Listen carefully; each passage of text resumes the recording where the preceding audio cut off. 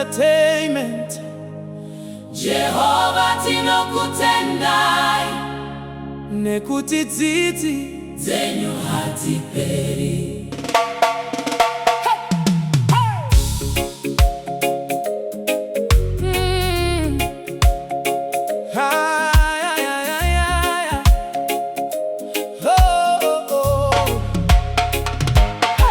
Takafamba nemisodzi mumaziso, moyo yedu yakanga yaneta, asi makatitarisa netsitsi, mukatiudza kuti tirambe tichifamba. Patakakanganisa pamberi penyu, hamuna kutirasa Ishe, makativanza pasi pemapapiro enyu nerudo rusingaperi.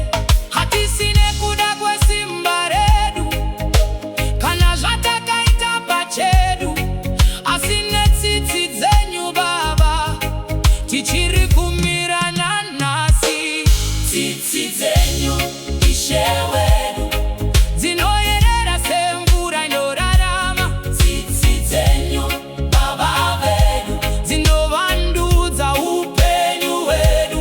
Kana tawira munzira, munotisimudza zvakare. Tichaimba nekutenda kwese. tsitsi dzenyu hadziperi. Mangwanani oga oga tinomuka, tichiona rudo rwenyu. Mhepo yatinofema nasi, chipo kubva kwamuri Ishe. Munyika ine matambudziko, muri nzvimbo yedu yekuvanda. Kana vanhu vakishora, tsitsi dzenyu dzinotinyaradza. Tsitsi dzaJehovha Hadziperi, rudo rwaMwari haruperi.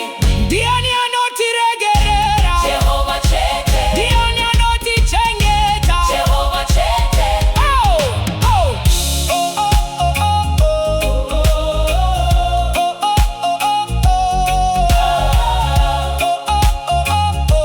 oh.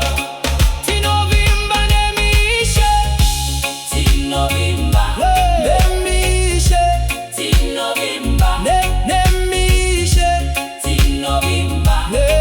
Tsitsi dzenyu dzakatikomberedza. Tsitsi dzenyu Ishe wedu, Hey! Ndidzo dzatinorarama nadzo. tsitsi dzenyu Baba vedu, Hey! Ndidzo dzinotitungamirira. Tichasimudza maoko edu, tichirumbidza zita renyu. Kubwinya, rukudzo nesimba ngazvive kwamuri nokusingaperi. tsitsi dzenyu, Hadziperi. Hey! nyasha dzenyu, Tinogara nekusingaperi. Amen. amen. Hallelujah. Hey, hey, hey. Hallelujah. Hallelujah.